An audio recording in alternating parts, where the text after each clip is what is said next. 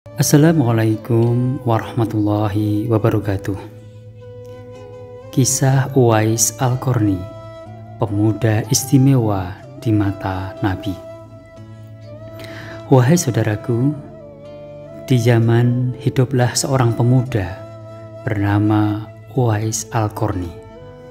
Tubuhnya belang-belang karena penyakit sopak.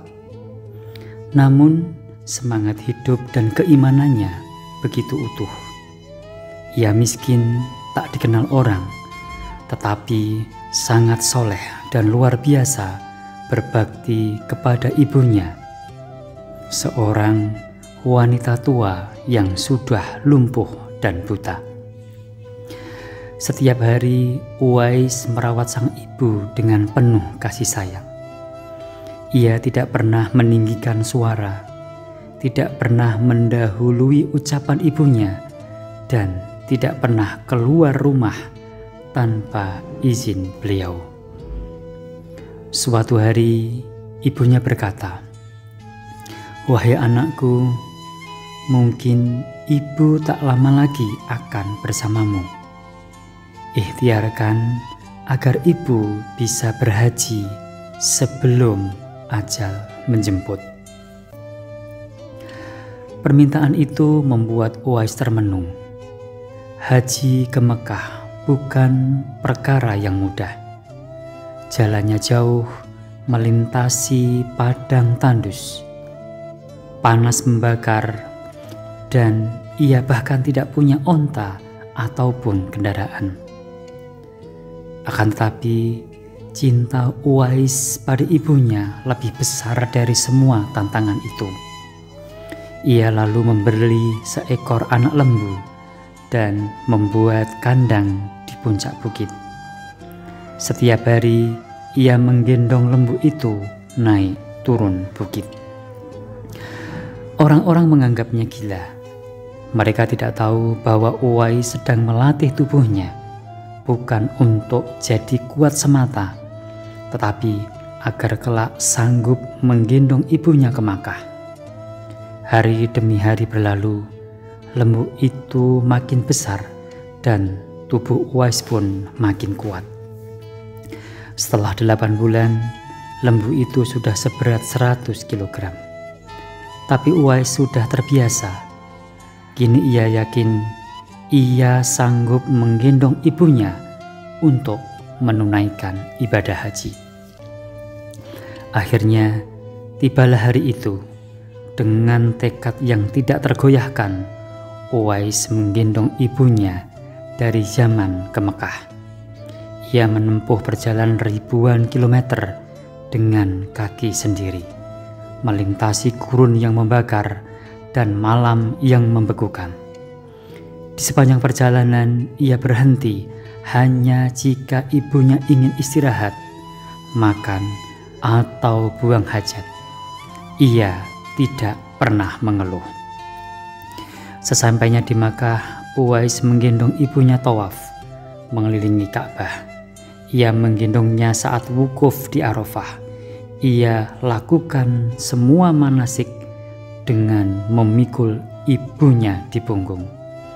Setelah semua selesai, sang ibu berkata dengan berkaca-kaca, "Wahai anakku, doakanlah agar dosa-dosa ibu diampuni Allah." Uwais pun menengadah dan berdoa, "Ya Allah, ampunilah semua dosa-dosa ibuku." Sang ibu berkata kembali, "Lalu bagaimana dengan dosamu sendiri, wahai anakku?" Uwais menjawab lirih, "Dengan diampuninya dosa ibu, maka ibu akan masuk surga. Dan jika ibu ridho kepadaku, ini cukup bagiku untuk masuk surga." Seketika itu juga Allah menyembuhkan penyakit sopak di tubuh Uwais, menyisakan 1 bulatan putih di tengkuknya. Itulah tanda yang kelak menjadi petunjuk bagi dua sahabat mulia Rasulullah Shallallahu Alaihi Wasallam, yaitu Umar bin Khattab dan Ali bin Abi Thalib. Sebelum wafat, Rasulullah Shallallahu Alaihi Wasallam pernah bersabda kepada para sahabat, "Akan datang kepada kalian seorang laki-laki dari Yaman yang bernama Uwais. Ia memiliki tanda putih di tubuhnya. Ia sangat berbakti kepada ibunya.